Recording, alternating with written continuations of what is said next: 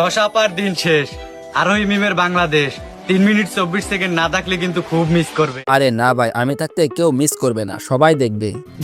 মানে খুবই সোজা, আগে ভিডিও দেখলে যাবে বোঝা, আরোহী মিমের পিছনে কে দিল এত বড় গোজা।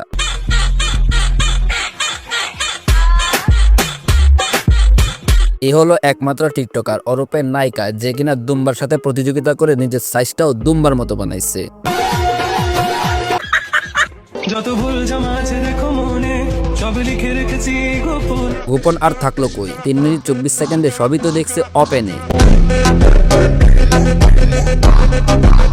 তো হোয়াটসঅ্যাপ ভাই ব্রাদার, কি অবস্থা সবার, কেমন আছো তোমরা? আশা করি আল্লাহর রহমতে তোমরা সবাই অনেক ভালোই আছো। শুনলাম আরোহী মিমের নাকি লিঙ্ক ভাইরাল হয়েছে, এটা সত্য নাকি মিথ্যা সেই বিষয়টাকে একটু হালকাভাবে রিভিউ করতে চলে আসছি আমরা, তোমাদের রোস্টার গুরু। বাঙালি জাতির ধৈর্য কম, তাই চলো ভিডিও করা যাক শুরু। আরোহী মিম আর শশাবার ভিডিওর মধ্যে কার কাছে কোন ভিডিও কেমন লাগছে? আমার কাছে আরোহী মিমের ভিডিও ভালো লাগছে। ভালো লাগারই তো কথা। আরোহী মিম আগে যে ধরনের ভিডিও বানাইছে আর এখন তো 3 মিনিট 24 সেকেন্ডের স্পেশাল ভিডিও, তাহলে তো ভালো লাগারই কথা।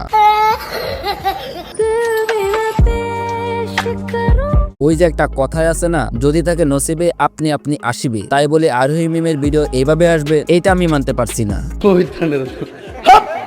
কিও বড় ভাই, আপনার কি খবর নাই? ভাবতাছি হারিয়ে গেছেন নাকি বল মরেই গেছেন। মরে তো যায় নাই, তবে আমার জান পাখিটা ঘুমিয়ে পড়ছিল, কিন্তু আপনার এই ধরনের ভিডিও দেখে আবার সে লাফ দিয়ে জেগে উঠেছে।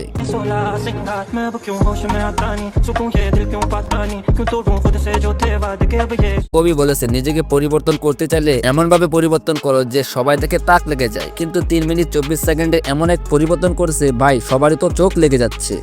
আরোহী মিম কি ভিডিও আপলোড দিল রে বাবা! 3 মিনিট 24 সেকেন্ডের ভিডিওটা না দেখলে সবাই মিস করবেন। তাড়াতাড়ি সবাই ভিডিওটা দেখে আস। আসলে আরোহী মিম আগে ছিল টিকটকার, পরে হলো নায়িকা, আর এরপরে নিজেকে আস্তে আস্তে হাফ আনবক্সিং করা শুরু করে দিয়েছে।